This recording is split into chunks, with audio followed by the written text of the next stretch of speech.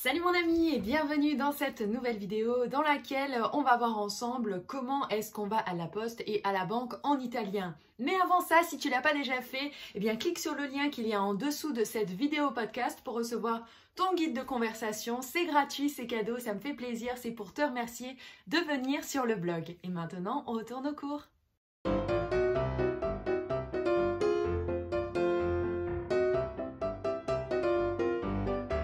Alors, comme toi, j'apprends l'italien et je suis en ce moment en Nouvelle-Zélande, à Auckland, où j'ai emprunté ce livre que j'utilise pour faire les cours.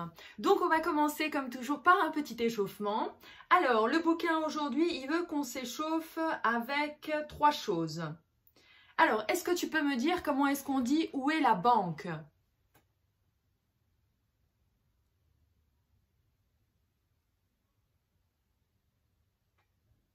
Alors pour moi, ça c'est dove la banca.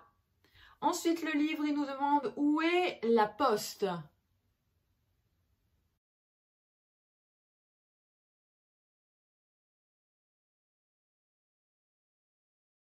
Pour moi, je dirais dove l'ufficio delle poste. Je vais vérifier tout à l'heure si toi et moi on a juste. Ensuite, le livre, il nous demande de dire quel est le mot italien pour passeport.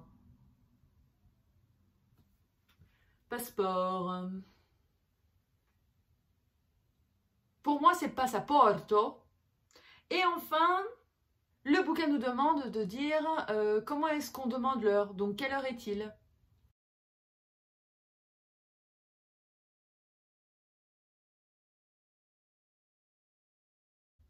Alors, tu as 2 façons de le faire. Soit tu dis au singulier, soit tu dis au pluriel. Moi, en général, je dis au pluriel et dans ce cas-là, je dirais che ore sono. Mais tu peux très bien aussi dire che ora è.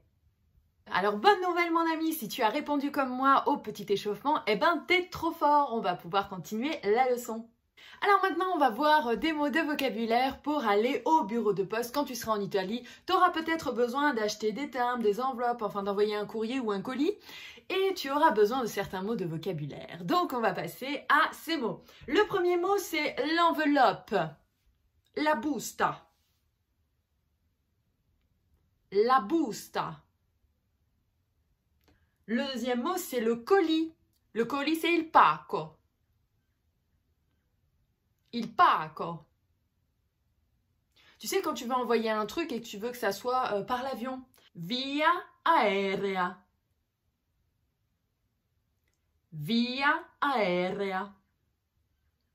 Quand tu veux envoyer un truc recommandé pour être bien sûr que la personne, elle l'a bien reçu, en général, c'est, tu sais, tout ce qui est très officiel, genre tu fais résilier ta carte bancaire ou tu fais résilier un abonnement X ou Y. Donc, le recommandé, ça se dit raccomandata. Raccomandata. Recommandé. Les timbres, je trouve que c'est un mot qui est vachement marrant. Alors bon, après ça c'est quelque chose de très personnel, hein, j'imagine. C'est i francobolli. Ça n'a absolument aucun sens et du coup je trouve ça vachement drôle. I francobolli.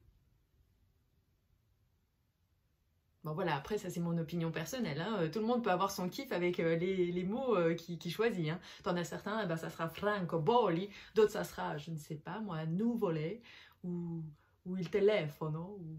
Bon, bref. Le postier, la personne qui te ramène ton courrier ou tes colis. Il postino. Il postino. La boîte aux lettres, alors les Italiens sont terriblement logiques parce que la boîte aux lettres, ils disent la cassetta delle lettere. La caisse pour les lettres. Bah, la boîte aux lettres, quoi. Enfin, comme en France, on reste très logique, hein, quelque part. Et enfin, le dernier mot, ça devient très vintage, cette chose-là, plus personne n'en écrit, mais ça fait rien, c'est toujours très plaisant quand tu en reçois une, c'est la carte postale. Et ouais, la carte postale, tu sais, le truc où tu sais jamais quoi écrire parce qu'il y a très peu d'espace à gauche pour écrire et à droite, il y a plus d'espace pour les adresses. Mais bref, la carte postale, la cartolina. La cartolina. Tu as forcément une grand-mère ou un grand-père qui adore recevoir encore des cartes postales et qui t'en réclame quand tu pars en vacances. Enfin, en ce moment, on peut plus trop partir en vacances avec le coronavirus. Mais quand on repartira tous en vacances, eh ben, on écrira des cartes postales, quoi. Maintenant, imaginons qu'on est à la banque et qu'on veut retirer des sous. parce que ben, on a besoin de sous-papier. Voilà, on n'a pas envie de payer avec notre carte de crédit.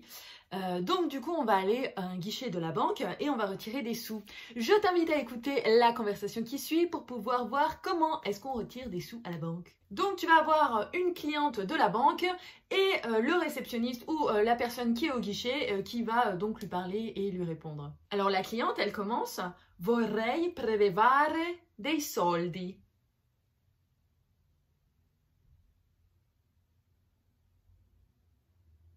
Vorrei prelevare dei soldi.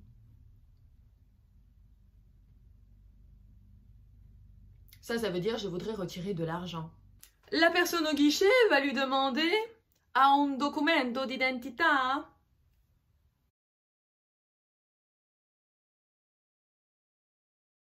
Ha un documento d'identità? Ça veut dire est-ce que vous avez une pièce d'identité? La cliente, elle va lui dire sì, ecco il mio passaporto. Sì, ecco il mio passaporto. Ça veut dire oui, voici mon passeport. La personne à l'accueil va lui dire può battere il PIN? Può battere il PIN? Ça veut dire pouvez-vous entrer votre code PIN? La cliente, elle va lui dire devo anche firmare? Devo anche firmare?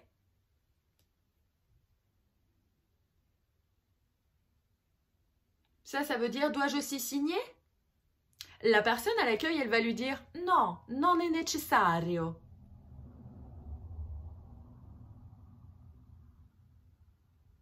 No, non è necessario. Ce qui veut dire non, ce n'est pas nécessaire. Alors, on va continuer notre leçon avec 8 mots de vocabulaire importants à la banque et autour de l'argent. Le premier, c'est comment est-ce qu'on dit l'argent, bien sûr. L'argent, ça se dit i soldi. I soldi. Ensuite, la monnaie, tu sais, c'est les pièces, quoi. Enfin, nos petites pièces de 2 euros, 1 euro, 50 centimes, etc. La monnaie, le monete.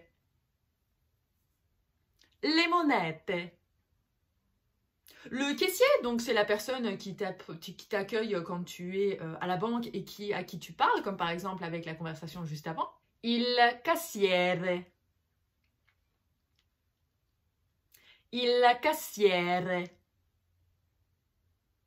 Ma bouche, des fois, quand je parle en italien, elle ne fait pas toujours ce que je veux. Du coup, je suis obligée des fois de... C'est un petit truc que je te conseille de faire, parce que quand tu apprends une langue, ce que j'ai pu constater au travers de mon apprentissage de l'anglais, qui est maintenant niveau bilingue, et maintenant de mon apprentissage de l'italien, c'est que quand je passe d'une langue à l'autre, la musculature de ma mâchoire, eh bien, elle doit s'adapter. Et comme l'italien est une langue que j'apprends, eh bien, la musculature n'est pas encore tout à fait au fait de chaque son. Parce que je ne l'ai pas encore répété assez comme le français. Du coup, eh bien, il y a des fois, comme necessario, il faut que je pense très fort à comment dire la chose pour que ma bouche, eh bien, le dise. Voilà, c'était le petit truc sur la prononciation. Les billets de banque. Les billets de banque, c'est les banconote. Les banconote. Le distributeur de billets, il bancomat. Il bancomat. Le code PIN, alors plus facile tu meurs, c'est il PIN. Mais avec le petit, tu sais, la petite touche italienne. Il PIN. La carte de crédit, c'est aussi assez relativement facile. La carta di credito. La carta di credito. Et enfin, si tu veux dire, que ce soit à la banque, à la poste ou dans n'importe quel commerce, comment puis-je payer? Eh bien, tu diras come posso pagare. Come posso pagare. Voilà mon ami, la leçon elle est maintenant terminée. J'espère que ça t'a plu, j'espère que tu as appris des trucs. Moi j'ai appris pas mal de trucs et j'ai eu grand plaisir à faire cette vidéo avec toi. Si jamais tu as aimé la vidéo, n'hésite pas, mets-moi un petit pouce, abonne-toi à la chaîne si tu l'as pas déjà fait. Et moi je te dis à tout vite pour une nouvelle vidéo. Prends bien soin de toi, ciao!